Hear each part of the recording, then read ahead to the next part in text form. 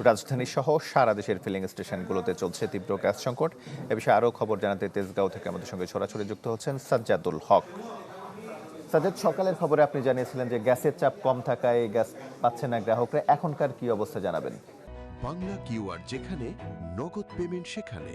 সারা দেশে 10 লাখেরও বেশি মার্চেন্টে নগদে পেমেন্ট করুন খুব সহজে।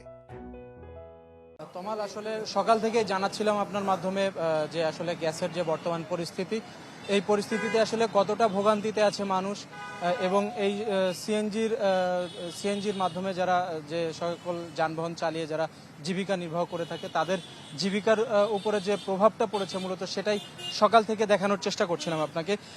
আমি এই মুহূর্তে আছি তেজগাঁওয়ের বড় একটি ফিলিং স্টেশনে, সাউদার্ন ফিলিং স্টেশনে। আপনারা দেখতে পাচ্ছেন যে এখানে মেইন মানে প্রধান সে সড়কটি 7 রাস্তা থেকে মহাখালীর যে প্রধান সড়কটি, এই সড়কেই মূলত 3টি লাইন করে গ্যাস নেওয়ার চেষ্টা করছে প্রাইভেট কার, মাইক্রো প্লাস হচ্ছে ওষুধ সরবরাহকারী যে সকল ছোট কাভার্ড ভ্যানগুলো রয়েছে, এই গ্যাস চালিত এই কাভার্ড ভ্যানগুলো সহ প্রাইভেট কারগুলো সহ মোটামুটি 3টা সিরিয়াল করে ফেলেছে দেখতে পাচ্ছেন।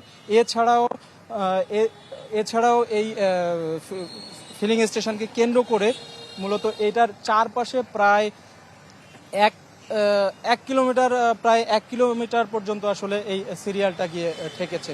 এবং এই চালকদের সাথে আসলে আমরা কথা বলেছি, সকাল থেকেই কথা বলেছি, একটু আগেও কথা বলেছি। তারা আসলে নানাভাবে তাদের ক্ষোভের কথা বলছে যে কেন আসলে এই পরিস্থিতিটা আসলে এখনো সামাল দেওয়া যাচ্ছে না, এবং তারা সরকারের প্রতি নানাভাবে তারা বলছেন যে আসলে এই পরিস্থিতিটা আসলে খুব দ্রুত সমাধান করা দরকার, না হলে তাদের রুটি রুজির উপরে এই প্রভাবটা পড়ছে এবং তারা অনেক কষ্টের মাধ্যমে আসলে দিনাতিপাত করছে।